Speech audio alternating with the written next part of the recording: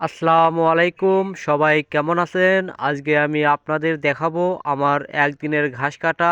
আমি ঘাস এবং পলের সাহায্যে গরুর খাবার কিভাবে তৈরি করি, চলুন আমি আজকে সেটাই আপনাদেরকে দেখাবো। তাহলে বেশি কথা না বলে সম্পূর্ণ ভিডিওটি শুরু করা যাক।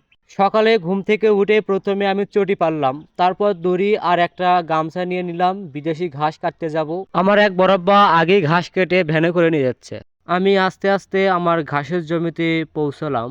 তো আমি এখন ঘাস কাটবো, ঘাস কাটা শুরু করলাম। আমি ইতিমধ্যে ঘাস কাটতে কাটতে ঘাস কাটা শেষের মধ্যেই দেখতে দেখতে আমার ঘাস কাটা শেষ হয়ে গেল।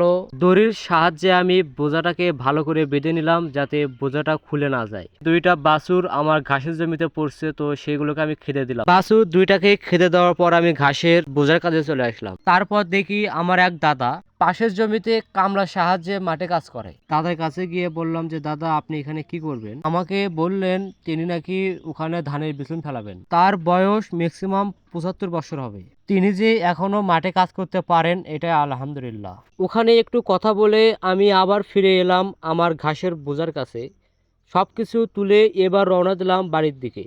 রাস্তার পাশে দেখি আমার কিছু বন্ধু বান্ধব বসে আছে, তাদের সঙ্গে একটু মজা করলাম। গ্রামের মজাটাই আলাদা। দেখতে দেখতে আমি বাড়ির ভিতরে এসে পড়লাম। ঘাসের বোঝাটা চটের ওপর রেখে দিলাম, কিছুক্ষণ রেস্ট নিলাম।